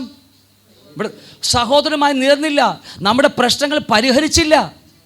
അത് നിമിത്തം നമ്മുടെ മേൽ ശാപം വന്നെന്ന് പറയും, അല്ലേ? അത് നിമിത്തം ശാപം വന്നു. എന്താണ് അനുഗ്രഹവും ശാപവും? ഇവിടെ പലവട്ടം ഞാൻ പറഞ്ഞിട്ടുണ്ട്. എന്താണ് അനുഗ്രഹം? ദൈവത്തിൻ്റെ സാന്നിധ്യം നമ്മുടെ കൂടെ ഉള്ളതിൻ്റെ പേരാ അനുഗ്രഹം. വേറെ വലിയ ആവശ്യമുണ്ട്? വേറെ ഒന്നും ആവശ്യമില്ല നമുക്ക്, അല്ലേ? ഏറ്റവും വലിയ സമ്പത്ത് എന്ന് പറയുന്നത് കർത്താവ് എൻ്റെ ആത്മാവിലല്ല, പറ, എൻ്റെ ഹൃദയത്തിനകത്ത് വരുമ്പോൾ. അതാ വ്യത്യാസം. ദൈവം എൻ്റെ ഹൃദയത്തിൽ വന്ന് വാഴുന്നതാണ് ഏറ്റവും വലിയ സമ്പത്ത്. മറ്റു വ്യക്തി ദൈവരാജ്യം എൻ്റെ അകത്ത് വന്നാൽ അത് ഏറ്റവും വലിയ സമ്പത്താണ്. അതിൻ്റെ പേര് അനുഗ്രഹം എന്ന് നമ്മൾ പല വാക്കിൽ വിളിക്കും. എന്നാൽ ആ സ്ഥാനത്ത് വേറൊരു ശാപം വരികയാണ്. അതിനർത്ഥം എന്താ?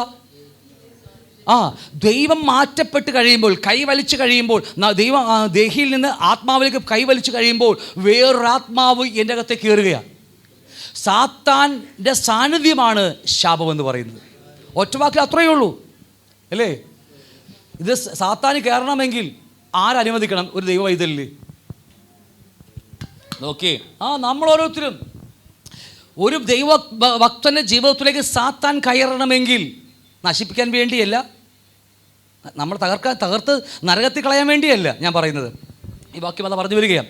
നോക്കിയേ, സാത്താൻ കയറണമെങ്കിൽ നമ്മൾ എവിടെയോ പരിഹരിക്കപ്പെടാത്തൊരു പ്രശ്നമുണ്ട്, പാപമുണ്ട്, അല്ലെങ്കിൽ വചന ലംഘനമുണ്ട്. ഇത് നിമിത്തമാണ് പലപ്പോഴും ബന്ധിക്കപ്പെടുന്നത്. ഞാൻ എനിക്ക് പറഞ്ഞ് മനസ്സിലാവുന്നുണ്ടോ? ഹല്ലേലൂയ. അപ്പോൾ അതുകൊണ്ട് ഒടുവിലത്തെ കാശ് കൊടുത്തു തീരുവോളം നീ അവിടെ നിന്ന് പുറത്തു വരത്തില്ല. എവിടെ നിന്ന് പുറത്തു വരത്തില്ല? തടവിൽ. ചേകവർ നിന്നെ തടവിലാക്കി കളയും. അവസാന ചില്ലിക്കാശ് കൊടുത്തു തീരുവോളം, അല്ലേ, ഒടുവിലത്തെ കാശ് കൊടുത്തു തീരുവോളം നീ അവിടെ നിന്ന് പുറത്തു വരത്തില്ല. എവിടെ നിന്ന്? ഞങ്ങൾ തമ്മിലുള്ള പ്രശ്നം പരിഹരിക്കാതെ ഞങ്ങൾ ഭൂമിയിൽ അഹങ്കാരം കൊണ്ട് ജീവിച്ചു, ഇല്ലേ?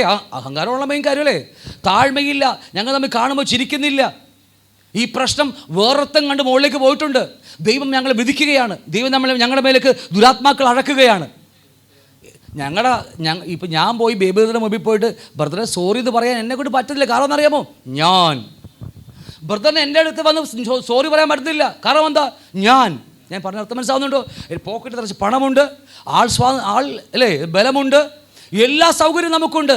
ആ നിമിത്തം നമ്മുടെ കൊമ്പൊടിയാതെ നമ്മൾ നിവർന്നു നിൽക്കുകയാണ്. ദൈവം നമ്മെ ചേകവരെ ഏൽപ്പിച്ച് കഴിയുമ്പോൾ, നോക്കിയേ, പിശാചിനാൽ ബന്ധിക്കുവാൻ ചേകവരെ ഏൽപ്പിച്ച് കഴിയുമ്പോൾ നമ്മുടെ സമ്പത്തൊക്കെ പതിയെ ഉടയാൻ തുടങ്ങും. മനസ്സായോ? നമ്മുടെ സൗന്ദര്യം, ആരോഗ്യം തകരാൻ തുടങ്ങും.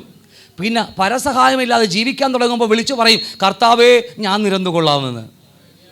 എന്നിട്ടും പറയാത്ത ആൾക്കാരുണ്ട്. ഞാൻ പറയാത്ത മനസ്സിലാകുന്നുണ്ടോ? ഇവിടെ ഒടുവിലത്തെ കാശ് കൊടുത്തു തീരുവോളം. കയ്യിലെ ഈ പണമുള്ളത് കൊണ്ട് അഹങ്കാരം, അല്ലേ? കാരണം ഒന്നുമില്ലെങ്കിൽ എനിക്കറിയാം ജീവിക്കാൻ. കാരണം എന്താ?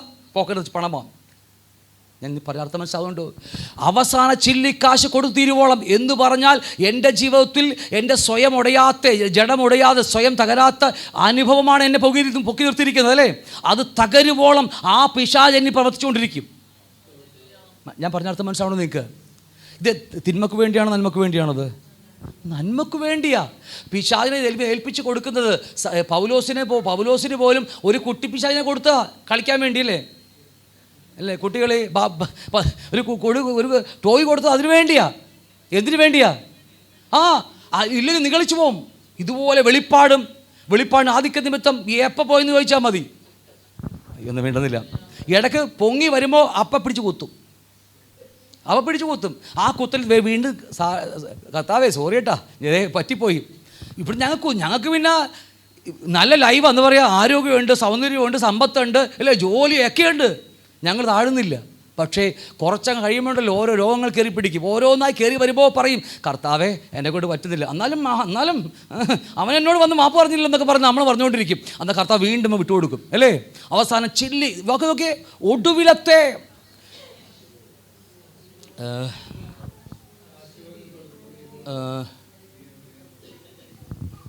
ശൗമേലിൻ്റെ പുസ്തകത്തിലാണെന്ന് പറയാം.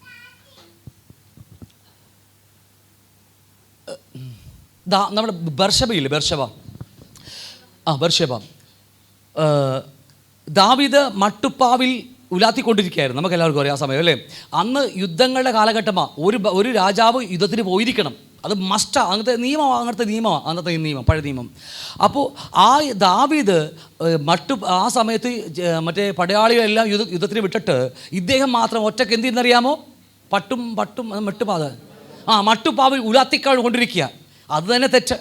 നോക്കിയേ, ആ ഉലാത്തിക്കൊണ്ടിരിക്കാൻ കാരണം ചെയ്യേണ്ട ജോലി ചെയ്യാതിരിക്കുമ്പോഴാണ്, നമുക്ക് സുഖം വരുമ്പോഴാണല്ലോ നമ്മുടെ കണ്ണുകൾ മാറിപ്പോകുന്നത്. അപ്പോഴാണ് അവിടെ ഒരാൾ കുളിച്ചുകൊണ്ടിരിക്കുന്നത്, അല്ലേ? ബത്ശേബ കുളിച്ചുകൊണ്ടിരിക്കുന്നത്. അറിയാതെ മോഹം കയറി വന്നു. അത് വലിയ പാപത്തിലേക്ക് അത് വഴിതിരിച്ച് നമുക്ക് എല്ലാവർക്കും അറിയാൻ കഴിയും. ഒട്ടനവധി ഭാര്യമാരും ഇപ്പോൾ ശലോമോനാണെങ്കിൽ 300 ഭാര്യമാരും 700 വെപ്പാട്ടികളെന്നാണ് പറഞ്ഞിരിക്കുന്നത്. നമുക്ക് അറിയാലോ, അല്ലേ? ഞാൻ പറഞ്ഞ ചെറിയ കാര്യം പറയാൻ വേണ്ടിയാണ്. ദാവീദൊക്കെ ഏതാണ്ട് ഇതൊക്കെ തന്നെയായിരുന്നു. പക്ഷേ ദാവീദിന് ആ നശിച്ച പാപം, ദാവീദിനെ പറയുന്നുണ്ട്. ഒരുപാട് സങ്കീർത്തനങ്ങൾ, ഒരുപാട് വാക്കുണ്ട്. അത് ബാലശിക്ഷയെക്കുറിച്ച് പഠിക്കുമ്പോൾ ഞാൻ എടുത്തോളാം അതിനെക്കുറിച്ചൊക്കെ. അപ്പോൾ ദാവീദിനെ പലപ്പോഴും പറയുന്നുണ്ട്, ഒരുപാട് കഷ്ടത്തിലൂടെ അവർ കടന്നുപോയി. എത്രയോ ഗുഹകളിൽ പോയി ഒളിച്ചു, അല്ലേ? എത്രയോ വർഷങ്ങൾ അഭിഷേകം കിട്ടിയിട്ട് എത്രയോ വർഷങ്ങൾ പരദേശിയായി കല്ലറയിലും ആ ഗുഹകളിലും ഒക്കെ ഓടി നടക്കുക. അഭിഷേകമുള്ളവനാ. ഞാൻ എനിക്ക് പറഞ്ഞ് മനസ്സിലാവുന്നുണ്ടോ? 3 പ്രാവശ്യം ദാവീദിനെ അഭിഷേകം ചെയ്തു. ഒന്ന് കുഞ്ഞുനാളിൽ വയലിൽ നിന്ന് ഓടി വന്നപ്പോൾ ശൗൽ പ്രവാചകൻ അഭിഷേകം ചെയ്തു. രണ്ടാമത് അവർ യഹൂദ ദേശം ഭരിക്കാൻ വേണ്ടി അവിടെ അഭിഷേകമുണ്ട്. ഇസ്രായേൽ ഭരിക്കാൻ വേണ്ടി 12 ഗോത്രങ്ങളെ ഭരിക്കാൻ വേണ്ടി 3 അഭിഷേകം കാണാൻ കഴിയും. ഈ അഭിഷേകം കിട്ടിക്കഴിഞ്ഞാൽ ഇവരുടെ കഷ്ടകാലം തുടങ്ങി അവിടെ കാണാൻ കഴിയും. നമുക്ക് വായിക്കാൻ അറിയാൻ പറ്റും ദാവീദൊക്കെ അനുഭവിച്ച കഷ്ടത ആ ചെറുപ്രായത്തിൽ. അത് യോസേഫിനെ നോക്കിയാൽ മതിയില്ലേ? യോസേഫിനെ നോക്കിയേ, 17ാമത്തെ വയസ്സിൽ ദർശനം കിട്ടുമ്പോൾ ബാക്കി 13 വർഷവും പുള്ളിക്കാരൻ എവിടെയായിരുന്നു? സുഖമായിരുന്നോ? അല്ല, തീയിൽ കൂടി കടന്നു പോകുക. കാരണം അത്രയും വലിയ കോളിംഗ് ഉള്ളത് കൊണ്ടാണ്. ഇതുപോലെ ദാവീദിനും വലിയ കോളിംഗ് കൊണ്ട് ദൈവത്തിൻ്റെ മഹത്വമുള്ളവൻ അറിഞ്ഞവനാ. പക്ഷേ ആ സമയത്ത് മട്ടുപ്പാവിൽ ഉയർത്തിക്കൊണ്ടിരുന്നപ്പോൾ അദ്ദേഹത്തെ യഥാർത്ഥ പാവം പൊങ്ങി വന്നു. പക്ഷേ ജീവിതത്തിൽ പിന്നീട് കാണാൻ കഴിയുന്ന മുഴുവനും ആ പാവം വല്ലാത്തൊരു പാവമായി പുള്ളിയെ വലിഞ്ഞു മുറുക്കി ബന്ധിച്ച് പലപ്പോഴും ഇടുന്നതായി നമുക്ക് കാണാൻ കഴിയും. എന്നാൽ ലാസ്റ്റ് അധ്യായം ശമൂവേൽ പുസ്തകമായി 1-2 ശമൂവേലിൻ്റെ പുസ്തകത്തിൽ അവസാന അധ്യായത്തിൽ ഒരു വാക്ക് പറഞ്ഞിട്ടുണ്ട്. വൃദ്ധനായ ദാവീദ് വൃദ്ധനായിരിക്കുക, അദ്ദേഹത്തിന് നോക്കുവാൻ ആരുമില്ല. എന്നിട്ട് അവിടെ എഴുതി വെച്ചിരിക്കുക, ഏറ്റവും സുന്ദരിയായ ഒരു സ്ത്രീയെ ദാവീദിനെ നോക്കുവാൻ അയച്ചു. വാക്യം കിട്ടിയെങ്കിലും എടുത്ത് വായിച്ചു ആർക്കെങ്കിലും. ഏറ്റവും സുന്ദരി, ലാസ്റ്റ് അധ്യായം 1 ശമൂവേലിൻ്റെ പുസ്തകമായിരിക്കും. ലാസ്റ്റത്തെ അധ്യായത്തിൽ ഇങ്ങനെയാണ്, ഏറ്റവും സുന്ദരിയായ ഒരു സ്ത്രീയെ ദാവീദിനെ നോക്കുവാൻ വേണ്ടി ആയെന്നല്ലോ, ഇപ്പോൾ ഹോം നേഴ്സായിട്ട് ഏറ്റവും സുന്ദരിയായ ഒരു പെണ്ണിനെ ദാവീദിനെ നോക്കാൻ വേണ്ടി അയച്ചു. അവിടെ ഒരു വാക്ക് പരിശുദ്ധാത്മാവ് എഴുതി വെച്ചിരിക്കുക, ദാവീദ് ഒരിക്കലും പിന്നീട് പാപം ചെയ്തിട്ടില്ല. ആ വാക്ക് ഇവിടെ എഴുതി വെച്ചിരിക്കുക മനോഹരമായി. ആ വായിക്കുമ്പോൾ നമുക്ക് എന്താ പറയുക, ഒരുപാട് ചോദ്യം അത് പറയാൻ വന്നു. എന്നാൽ പോലും പറയാം, ഇനി വിട്ടേക്ക് ആ വാക്യം നിങ്ങൾക്ക് വായിച്ചിട്ടുണ്ടോ നിങ്ങളെല്ലാവരും? എൻ്റെ ഓർമ്മ ശരിയാണ് ലാസ്റ്റ് അധ്യായമായിരിക്കുന്നത്. എവിടെയോ വായിച്ചിട്ടുണ്ട്. ഓക്കെ, വിട്ടേക്ക്, കുഴപ്പമില്ല, വിട്ടേക്ക്. അവിടെ ഇങ്ങനെയാ, ദാവീദ് വൃദ്ധനായിരിക്കുക, ദാവീദ് നോക്കുവാനായിട്ട് ഏറ്റവും സുന്ദരിയായ, നാട്ടിൽ ഏറ്റവും സുന്ദരിയായ ഒരു പെണ്ണിനെ ആയിട്ട് അല്ലെങ്കിൽ ഹോം നേഴ്സായിട്ട് ഏൽപ്പിച്ചു കൊടുത്തു എന്നും അവിടെ തന്നെ എഴുതി വെച്ചിരിക്കുക. ഒരിക്കലും ദാവീദ് ആ പാപം ചെയ്തിട്ടുമില്ല. ഒരായുസ് കൊണ്ട് ദാവീദിനെ ദൈവം പണിതെടുക്കുകയായിരുന്നു. ഞാൻ നിങ്ങൾക്ക് പറഞ്ഞ മനസ്സിലാവുന്നുണ്ടോ? എങ്ങനെ കിട്ടിയത്? ഇതുപോലെ ബന്ധിക്കപ്പെടുകയാണ് പലപ്പോഴും. രോഗമായിട്ട് അല്ലേ, നിങ്ങൾ എൻ്റെ കൂടെ ഉണ്ടല്ലേ എല്ലാവരും. പല പ്രശ്നത്തിലൂടെ ദൈവം നമ്മളെ കേൾപ്പിച്ചു കൊടുത്ത് നമ്മളെ പണിതെടുക്കുകയാണ്. ഇതുപോലെ എൻ്റെ അകത്തുള്ള പാപ സ്വഭാവം എന്താണെന്ന് എനിക്കും അറിയാം, ദൈവത്തിനെല്ലാം അറിയാം. പക്ഷേ പലപ്പോഴും അത് പാപമായിട്ട് നമുക്ക് തോന്നത്തില്ല. പക്ഷേ ഈ പ്രശ്നങ്ങൾ പരിഹരിക്കാതെ വരുമ്പോൾ ആ രണ്ട് വ്യക്തികളെയും സ്വർഗീയ കോടതി വിധിച്ചിട്ട് സാത്താൻ്റെ ദൂതന്മാരായ ചേകവരായ കുട്ടിഭൂതങ്ങളെ ഏൽപ്പിച്ചിട്ട് നമ്മൾ തടവിലായി പോകുകയാണ്. അവസാന ചില്ലിക്കാശ് കൊടുത്തു തീരുവോളം നീ അവിടെ നിന്ന് പുറത്തു വരികയില്ല. എവിടെ നിന്നാ? സാത്താൻ്റെ കീഴിൽ നിന്ന് അല്ലേ ബന്ധിക്കപ്പെട്ടിരിക്കുക. നമുക്ക് അഹങ്കാരം അല്ലേ, പണമൊക്കെ ഒന്നിലൊക്കെ വേറെ പുസ്തകം അല്ലേ, ഒന്നാം അധ്യായത്തിലാണല്ലേ, അതൊന്ന് വായിച്ചിട്ട്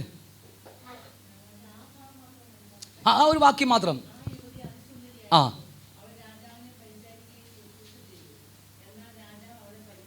ഓ നിങ്ങൾ ഞാൻ പറയാൻ മനസ്സിലായോ നിങ്ങൾക്ക്? ഒന്നും ഗ്രഹിച്ചില്ല നിങ്ങൾ. കാരണം ഒരു ആയുസ് കൊണ്ട് അധികം പണിയപ്പെട്ടത് എഴുതിച്ചിരിക്കുന്നത്, ഒരു ആയുസ് കൊണ്ട് അത്രയും വലിയ മോഹമുണ്ടായിരുന്ന വ്യക്തി തൊട്ടതുപോലുമില്ല. കാരണം എന്നറിയാമോ, ഇതുപോലെ തന്നെ നമ്മുടെ ഉത്തരവാദിത്വം. ദൈവം നമ്മളെ ചേകവരേൽപ്പിക്കും. ചേകവർ നമ്മെ ബന്ധിച്ച ശേഷം അവസാന ചില്ലിക്കാശ് കൊടുത്തു തീരുവോളം നമ്മുടെ സൗന്ദര്യമാണോ നമ്മുടെ പ്രശ്നം, കർത്താവ് ഒട്ടക്കുവത്. നമ്മുടെ ആരോഗ്യമാണോ, സകല മസിലും എടുത്തു കളയും. നമ്മുടെ സമ്പത്താണോ അല്ലേ, സമ്പത്താണോ, ആ സമ്പത്ത് അവസാന ചില്ലിക്കാശ് കർത്താവ് വലിച്ചെറിഞ്ഞ് കളയും. ഞാൻ പറഞ്ഞ അർത്ഥം മനസ്സിലാവുന്നുണ്ടോ? നമ്മുടെ പേരും പെരുമയാണോ, ആ ഊർത്തിക്കളയങ്ങാട് ഞാൻ പറഞ്ഞത് ക്ലിയർ നിങ്ങൾക്കല്ലേ? എവിടെയൊക്കെ ശ്രദ്ധിച്ചു നോക്കിയേ, എത്രയോ ഉന്നതങ്ങളിൽ കർത്താവ് ഉയർത്തിക്കൊണ്ടുപോയി അവസാനം കൈ വലിച്ചു കളഞ്ഞ് ലോകത്തിന് മുമ്പിൽ നിന്നാപാത്രമായി നിൽക്കുന്നത് എത്രയോ ആൾക്കാരെ എനിക്കറിയാം. കാരണം സമയം പരിധി കൊടുത്തിട്ടും ആ പാപത്തിൽ നിന്ന് മനം തിരിയാതെ അവസാനം വരുമ്പോൾ ദൈവം അവരെ ലോകത്തിന് മുമ്പിലേക്ക് ഇട്ടുകൊടുക്കുക. ലജ്ജാപാത്രങ്ങളായി നിൽക്കും. അവസാനം തകർക്കാൻ വേണ്ടിയല്ല, ആ ലജ്ജയിലൂടെയെങ്കിലും അവൻ മാനസാന്തരപ്പെട്ട് ദൈവത്തിലേക്ക് മടങ്ങി വരാൻ വേണ്ടിയാ. എന്നിട്ടും എങ്കിലേക്ക് തിരിഞ്ഞില്ല എന്നത് വാക്യം വീണ്ടും കാണാം അല്ലേ. എന്നിട്ടും എങ്കിലേക്ക് തിരിഞ്ഞില്ല. ഇപ്പോഴും എനിക്കറിയാം, എത്രയോ പേരെ എനിക്കറിയാമെന്നറിയാമോ, എന്തോരം അനുഭവിച്ചിട്ടും എന്നിട്ടും എങ്കിലേക്ക് തിരിയാതിരിക്കുന്നത്. കാരണം അറിയാമോ, എവിടേക്ക് ഇനിയും ഒരുപാട് ഉടയാനുണ്ട്. എന്നിട്ട് പറയുക, അവിടെ നിന്ന് പുറത്തു വരികയില്ല. സത്യമായിട്ട് ഞാൻ നിങ്ങളോട് പറയുക, ആ ചേകവർ വന്നവൻ ബന്ധിച്ച് ഓരോന്നായി നമ്മൾ എടുത്തു മാറ്റാൻ തുടങ്ങും. ഓരോന്നായിട്ട് എന്തൊക്കെയുണ്ടോ, ഞാനന്ന് എനിക്ക് നിൽക്കുവാൻ എന്തൊക്കെ സ്റ്റാൻഡുണ്ടോ അത് മുഴുവൻ എടുത്തു കളയും. എന്തിനു വേണ്ടിയാ? താഴാൻ വേണ്ടിയാ, ദൈവത്തെ നമ്മെ ഒരുക്കാൻ വേണ്ടിയാ, സ്വർഗത്തിൽ കൊണ്ടുപോകാൻ വേണ്ടിയാ. ഞാൻ പറഞ്ഞ മനസ്സിലാവുന്നുണ്ടോ? നമ്മുടെ നികളവും അഹങ്കാരങ്ങളും നമ്മുടെ മോഹങ്ങളൊക്കെ ഒരുപാട് ഇതിനകത്തുണ്ട്, ഈ പൊട്ട ബോക്സിനകത്ത്. ഹല്ലേലൂയ. ഇതൊക്കെ നമ്മൾ മാറ്റുമോ? നമ്മളെങ്ങനെ മാറ്റാൻ പറ്റും നമുക്ക്? കാരണം നമ്മുടെ സ്വന്തമാണ് അതൊക്കെ അല്ലേ. അതില്ലെങ്കിൽ പിന്നെ ഞാൻ എങ്ങനെയാ ബ്രദറെ? അത് എൻ്റെ അപ്പനിൽ നിന്ന് കിട്ടിയതാ, അപ്പൻ്റെ ചോരയാണ് എൻ്റെ അകത്ത് കിടക്കുന്നത്. അതൊന്നും മിണ്ടില്ല. അത് ഞാൻ എങ്ങനെ കളയാനാ?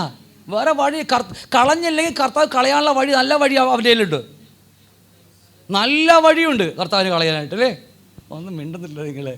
തകർത്ത് തരിപ്പണമാക്കിയിട്ട് ദൈവം നമ്മെ പണി കാണാൻ കഴിയും. പക്ഷേ ഒറ്റ വാക്കി പറയട്ടെ, എന്തിനാണ് ആ വഴിക്ക് പോണത്? മര്യാദ വചനം കേട്ട് അനുസരിച്ച് ജീവിച്ചാൽ പോരെ. ആ കേൾക്കുമ്പോൾ തന്നെ ആമേൻ കർത്താവേ, ഞാൻ ശ്രമിക്കാം, ഞാൻ അനുസരിക്കാം. വീണ് പോയേക്കാം, കർത്താവ് നമ്മെ താങ്ങുന്ന കാണാൻ കഴിയും നമുക്ക്. പക്ഷേ എന്നാലും അവൻ വരണ്ടായിരുന്നില്ലേ ഇല്ലേ? അതുകൊണ്ട് അവ ഒടുവിലത്തെ കാശ് കൊടുത്തു തീരുവോളം തടവിലാകാതിരിക്കുന്ന എത്രയോ ഭക്തന്മാർ, എത്രയോ വിശ്വാസികൾ. കാരണം എന്നറിയാമോ, ചെയ്യേണ്ടത് ചെയ്യാതെ വരുമ്പോഴാണ് പ്രശ്നങ്ങളാണ്. അതൊക്കെ മനസ്സിലാൻ പറഞ്ഞ കാര്യങ്ങൾ. ഹല്ലേലൂയ. അത്ര ഭയാനകമായൊരു കോടതിയാണ് ഈ 3 കോടതി. ഏതൊക്കെയാ? അതൊക്കെ ഒന്ന് വന്നിട്ട് തിരിച്ചു വരാം, നമ്മുടെ സമയം കഴിയാറായി. 3 കോടതിയെക്കുറിച്ച് നമ്മളിപ്പോൾ പഠിച്ചുകൊണ്ടിരിക്കുക.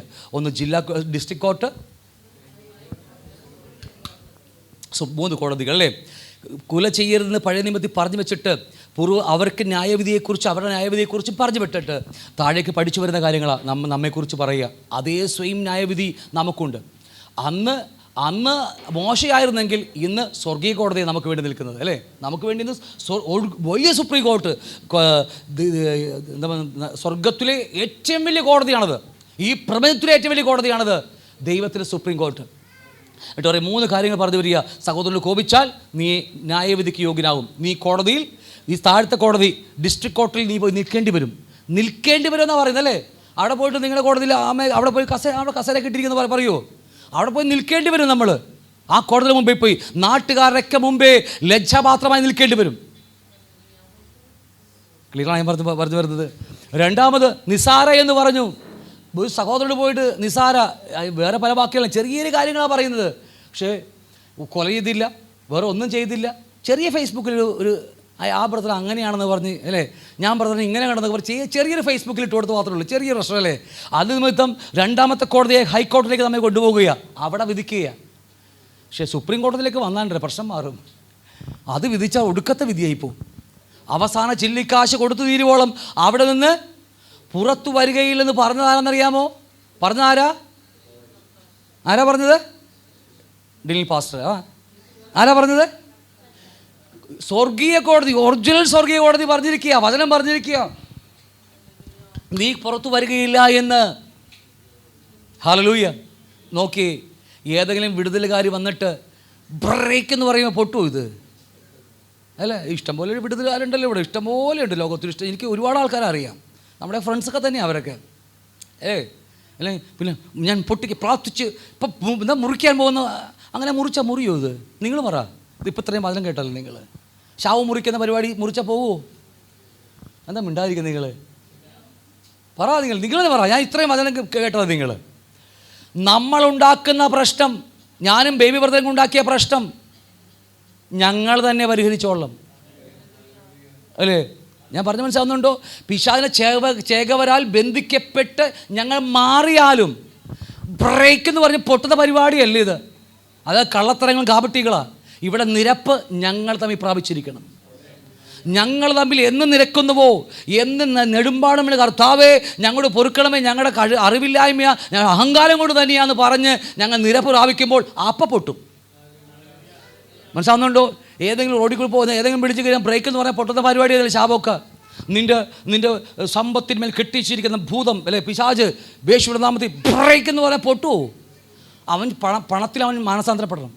ഒന്നിൽ ദിവ്യാഗ്രഹിയായിരിക്കും, ഒന്നില്ലെങ്കിൽ അവൻ ഇല്ലെങ്കിൽ പണം എന്താ പറയുക, ഈ ദശാംശം വിടാത്തവനായിരിക്കും. ഇല്ലെങ്കിൽ അതുപോലെ അവന് ജോലി ഒരു വചനം ഇങ്ങനെ പറയുന്നുണ്ട് കൊലോസ്യ ലേഖനത്തിൽ, എന്ത് ചെയ്താലും കർത്താവിന് എന്ന പോലെ ചെയ്യണം.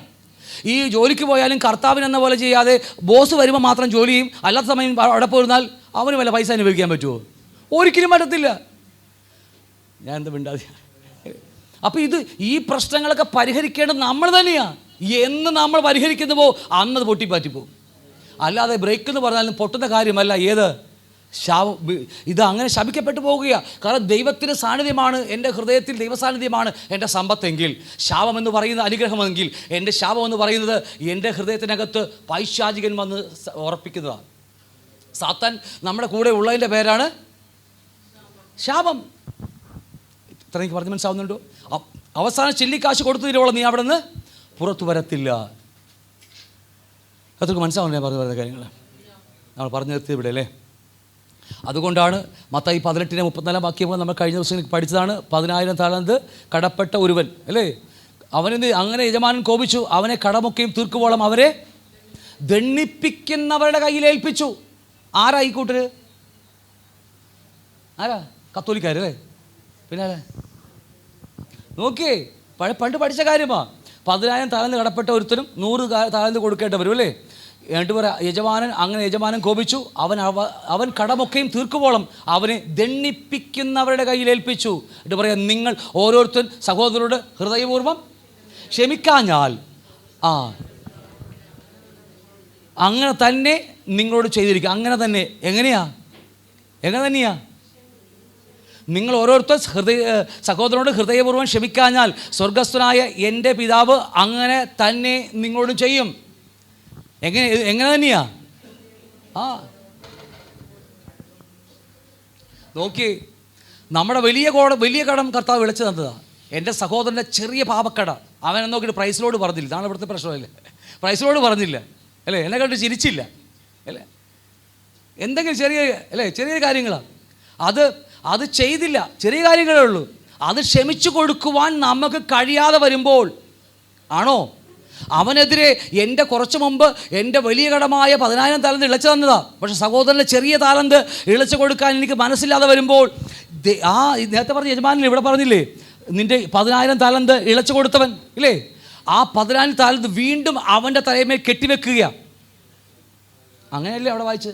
അതിൻ്റെ വാക്ക് മാത്രമേ എടുത്തുള്ളൂ ഇല്ലേ? ആ വാക്ക് അവിടെ തൊട്ട് മുകളിൽ കാണാൻ കഴിയും നിങ്ങൾക്ക്. ആ 10,000 താലന്ത് വീണ്ടും അവൻ്റെ മേൽ തലമേൽ കെട്ടിവെക്കുകയാണ്. എന്നിട്ട് എന്തിനാ? ദണ്ണിക്കുന്നവരുടെ കയ്യിൽ ഏൽപ്പിച്ചു. എന്തിനു വേണ്ടിയാ? എൻ്റെ കട മുഴുവനും തീർക്കാൻ വേണ്ടി. ഇത് തന്നെയല്ലേ ഇപ്പോൾ നമ്മൾ പഠിച്ചുകൊണ്ടിരിക്കുന്നത് അല്ലേ? നമ്മൾ തന്നെ പഠിച്ചുകൊണ്ടിരിക്കുന്നത് അങ്ങനെയല്ലേ? പറ നിങ്ങൾ. പിശാചാൽ ബന്ധിക്കുകയാണ് നമ്മൾ. നമ്മുടെ ഈ അഹങ്കാരവും നമ്മുടെ ഈ സകലം ഒടിഞ്ഞ് തകർന്ന് തരിപ്പണമായി കർത്താവേ എന്ന് വിളിച്ചു നിൽക്കുന്ന സമയം. ഞാൻ കാര്യം പറയട്ടെ, എത്രയോ വിശ്വാസികൾ കൃപാവരമുള്ളതെന്നറിയാമോ? എത്രയോ വിശ്വാസികൾ കൃപാവരങ്ങൾ കൊണ്ട് നിറഞ്ഞവരാണെന്നറിയാമോ? സഭകൾക്കകത്ത് ഞാൻ ഇത് മാത്രമല്ല, ഒട്ടനവധി സഭകളുടെ കാര്യം പറയുന്നത്. ഒട്ടനവധി കൃപാവരം കൊണ്ട് നിറഞ്ഞിരിക്കുന്നവരാണ്. പക്ഷേ ദൈവത്തിനും സഭയ്ക്കും ഒരു പ്രയോജനമില്ലാതെ ഇന്നും ജീവിക്കുന്നു. കർത്താവിൻ്റെ വിലയ്ക്ക് വേണ്ടി വിളിച്ചവർ ഇന്ന് അല്ലേ മറ്റ് കൂലിപ്പണിക്ക് പോകുകയാണ്, മേസരിപ്പണിക്ക് അല്ലേ, മറ്റേ കൽപ്പണി മൈക്കാട് പണിക്ക് പോവുക അല്ലേ, മൈക്കാട് പണിക്ക് പോവുക. വെളിയുള്ളവനാ. എന്തുകൊണ്ടെന്നറിയാമോ? കർത്താവിന് ഉപയോഗിക്കണമെങ്കിൽ നമ്മെ പണിതെടുക്കണം. എന്നെ പണിതെടുത്താൽ മാത്രമേ ദൈവത്തിന് ഉപയോഗിക്കാൻ കഴിയത്തുള്ളൂ. കാരണം ഈ കൃപാവരങ്ങൾ ഓപ്പറേറ്റ് ചെയ്ത് ദൈവത്തിൻ്റെ നാമം എന്നിലൂടെ മഹത്വം എടുക്കണം. വേറെ വാക്കുണ്ടല്ലോ, എന്നിൽ അവൻ്റെ മഹത്വം വെളിപ്പെടുത്തേണ്ടതിനല്ലേ, അവൻ്റെ മഹിമ എന്നിൽ വെളിപ്പെടുത്തണം, എന്നിലൂടെ വെളിപ്പെടുത്തണം അവന്. പക്ഷെ കഴിയുന്നില്ല ദൈവത്തിന്. ഇവിടെ കൃപാവരമുള്ള എത്രയോ ആൾക്കാർ ഇവിടെ തന്നെയുണ്ട്. പക്ഷേ അനേകം കൃപാവരങ്ങൾ ജ്വലിക്കാത്തത് കാരണം എവിടെയൊക്കെയാണ് നമ്മൾ ബന്ധിക്കപ്പെട്ട് കിടക്കുക. പറഞ്ഞ അർത്ഥം മനസ്സിലാവുന്നുണ്ട് നിൽക്കുക.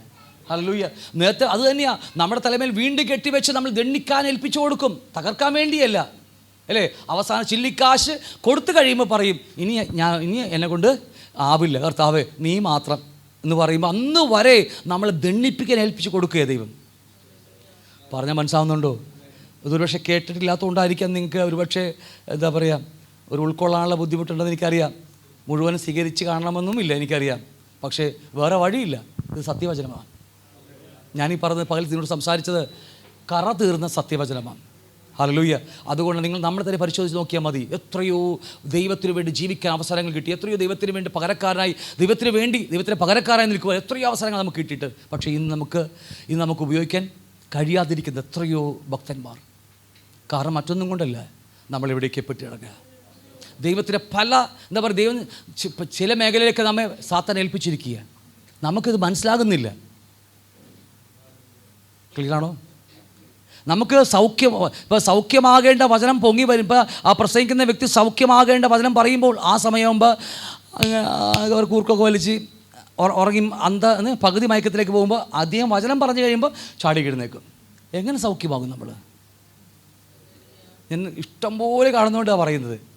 ആ കറക്റ്റ് സമയമാകുമ്പോൾ അവനറിയാം, ഞാനിപ്പോൾ മയക്കിക്കോളാം അവൻ പറഞ്ഞോളും അല്ലേ, ചേക്കവൻ അവനങ്ങനെ മയക്കിക്കോളും. പക്ഷേ സൗഖ്യമാകേണ്ട വചനം കേൾക്കാൻ സമ്മതിക്കുന്നില്ല. ക്രിസ്തു ജീവിതം ബലാത്കാരികൾക്കുള്ളതാണ്. ദൈവരാജ്യം ബലാത്കാരം ചെയ്തെടുക്കുക. എത്രക്ക് മനസ്സിലാവും ഞാൻ പറഞ്ഞ കാര്യങ്ങൾ? ക്ലിയർ ആണല്ലോ?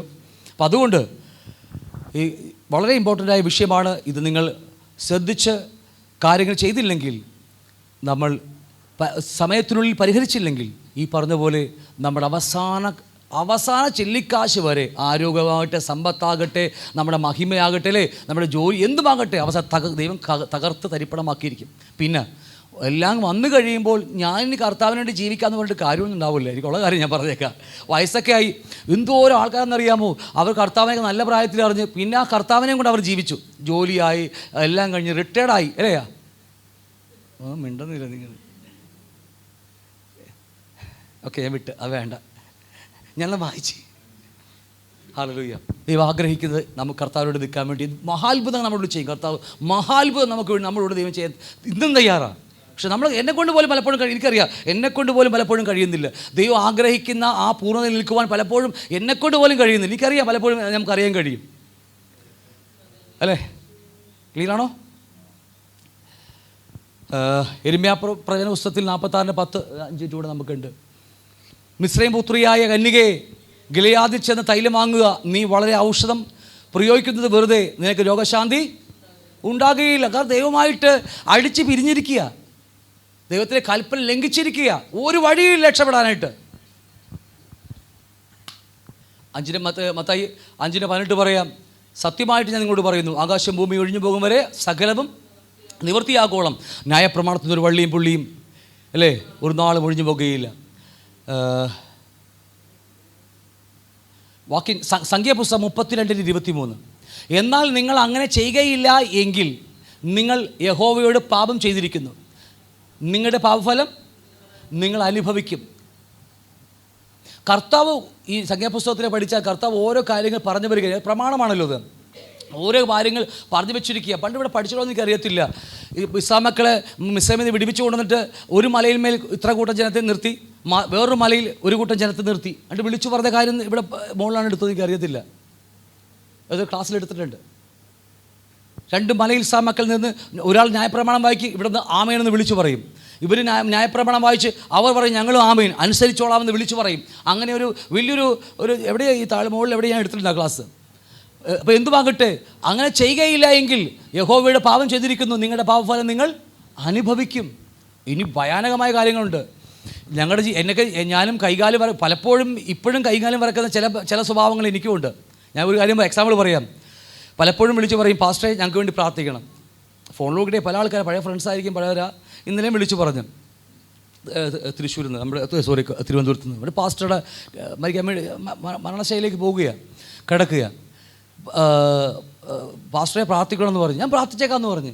ഇത് പലപ്പോഴും 2-3 പ്രാവശ്യമെങ്കിലും പുള്ളിക്കാരത്തി ആ വൈഫ് എന്നെ വിളിച്ച് പ്രാർത്ഥിക്കുന്നു പറഞ്ഞു. ഞാൻ പ്രാർത്ഥിക്കാമെന്ന് പറഞ്ഞു, പക്ഷേ ഞാൻ പ്രാർത്ഥിച്ചിട്ടില്ല, ഇന്ന് വരെ പ്രാർത്ഥിച്ചിട്ടില്ല. ഇന്നലെ രാത്രി വിളിച്ചു കഴിഞ്ഞപ്പോഴാണ് എനിക്കത് ക്ലിക്കാതെ. ദൈവമേ, ഈ ശൗൽ പ്രവാചകൻ ഒരു വാക്കുണ്ട്, ചെയ്യാമെന്ന് പറഞ്ഞിട്ടും അത് ചെയ്യാതിരിക്കുന്നത് പാപം. പറഞ്ഞിട്ട് നമ്മൾ ചെയ്യുന്നില്ലെങ്കിൽ പാപം. നിസ്സാര കാര്യമാണ്. അവരെ സൂചിപ്പിക്കാൻ വേണ്ടി ഞാൻ പറയും പ്രാർത്ഥിച്ചോളാം എന്ന് പറയും. പക്ഷേ പലപ്പോഴും ഞാൻ ഇടയ്ക്കിടയ്ക്ക് പണ്ടൊക്കെ പറയുമ്പോൾ ഞാൻ പറയും ഓർത്താൽ ഞാൻ പ്രാർത്ഥിക്കുക സിസ്റ്റർ എന്ന് പറയും, അല്ലെങ്കിൽ വെറുതെ എന്ന് പറയും ഓർത്താൽ. അപ്പോൾ കുഴപ്പമില്ല, നമ്മളവിടെ ഒരു ചെറിയ എക്സ്ക്യൂസ് ഇടുക, ഓർത്താൽ ഞാൻ പ്രാർത്ഥിച്ചേക്കാം. പക്ഷേ ഈ കഴിഞ്ഞ ദിവസങ്ങളിൽ ഞാൻ പറയാനും വിട്ടുപോയി. നമുക്ക് അത്ര സ്നേഹമുള്ള ആളാണ്, പഴയ ആളാണ്. എൻ്റെ കൂടെയൊക്കെ എത്രയോ വർഷങ്ങൾ തമിഴ്നാടൊക്കെ മിനിസ്റ്റർ ചെയ്ത ആൾക്കാരാണ്. നമുക്ക് വേണ്ടതുപോലെയൊക്കെ നമ്മളെല്ലാം ചെയ്തിട്ടുമുണ്ട്, അത് വേറെ കാര്യം. അപ്പോൾ സംഭവിച്ചതാ, പ്രാർത്ഥിക്കാമെന്ന് പറഞ്ഞിട്ട് പ്രാർത്ഥിച്ചില്ല. അതും പാവമാണ്. പലപ്പോഴും ചെറിയ കാര്യങ്ങൾ പോലും നമ്മുടെ ജീവിതത്തിൽ എന്താ, ദൈവം നമ്മളെ അതും കൂടി പണിയാൻ ആഗ്രഹിക്കുക. ചെറിയ കാര്യത്തിൽ പോലും പണിതെടുക്കാൻ വേണ്ടിയാണ്. ഹല്ലേലൂയ. മത്തായി 5:43-48 വായിക്കുമ്പോൾ, കൂട്ടുകാരനെ സ്നേഹിക്കുക എന്ന് ശത്രുവിനെ പകക്കാമെന്ന് അരുൾ ചെയ്ത നിങ്ങൾ കേട്ടിട്ടുണ്ടല്ലോ, ഞാനോ നിങ്ങളോട് പറയുന്നത്, നിങ്ങളുടെ ശത്രുക്കളെ സ്നേഹിപ്പിൻ, നിങ്ങളെ ഉപദ്രവിക്കുന്നവർക്ക് വേണ്ടി പ്രാർത്ഥിക്കും. കർത്താവിൻ്റെ വാക്കുകളൊക്കെ ഇങ്ങനത്തുള്ള വാക്കുകളാണ്. ഇതുപോലെ ശത്രുവിനെ സ്നേഹിക്കുന്ന ഒരു മനസ്സ്, അല്ലേ? ശത്രുവിനോട് പകക്കാതെ അവരെ സ്നേഹിക്കുന്നതൊക്കെ മനസ്സ് നമുക്ക് കാണാൻ കഴിയും. ചോറുള്ള സമയം 1 മണിയായല്ലേ? കാരണം മുകളിലുള്ളവർ ഇറങ്ങുമ്പോൾ നമുക്ക് കഴിക്കാൻ പറ്റത്തില്ല, നമുക്ക് എത്തിക്കൂടെ? അപ്പോൾ കർത്താവ് നിങ്ങളെ സഹായിക്കട്ടെ. ഇത്ര മനസ്സിലായോ നിങ്ങൾക്ക്? എന്തെങ്കിലും ഡൗട്ടുണ്ടോ? ഡൗട്ട് ഉണ്ടെങ്കിൽ നമുക്ക് ഉച്ചയ്ക്ക് ശേഷം ഒരു ചെറിയ സെക്ഷൻ വെക്കാം. കാരണം ആ ടോപ്പിക്ക് ഇത്തിരി ബുദ്ധിമുട്ട് ടോപ്പിക്കാണ്, എല്ലാവരും ഗ്രഹിക്കാൻ അല്പം ബുദ്ധിമുട്ടുണ്ട്, എനിക്കറിയാതെ. പക്ഷേ വേറെ വഴിയില്ല, വചനം അങ്ങനെ തന്നെയാണ്. വചനത്തിന് മാറ്റമില്ലല്ലോ. ആ ചേകവരും ന്യായാധിപന്മാരും, അല്ലേ, ആ ഒക്കെ ഇടകലർന്ന് കിടക്കുക, എന്തൊക്കെയാണെന്ന് ഒന്നും അറിയാൻ കഴിയും. പക്ഷേ നമ്മൾ അതിനെ വരച്ച് പഠിക്കുകയാണെങ്കിൽ തീർച്ചയായിട്ടും വളരെ സിമ്പിളായിട്ട് നമുക്ക് പഠിക്കാൻ കഴിയും. ഓരോ വരയിട്ട് അതിൻ്റെ മുകളിൽ ഞാൻ, അല്ലെങ്കിൽ മനുഷ്യർ, സഹോദരന്മാർ, മറ്റേ ന്യായാധിപൻ അല്ലെങ്കിൽ ചേകവർ, അതിൻ്റെ മുകളിൽ വേറെ ആൾ, ഇങ്ങനെയൊക്കെ എഴുതി വെച്ചാൽ വായിക്കുമ്പോൾ പെട്ടെന്ന് നമുക്ക് മനസ്സിലാകും. അപ്പോൾ എന്തെങ്കിലും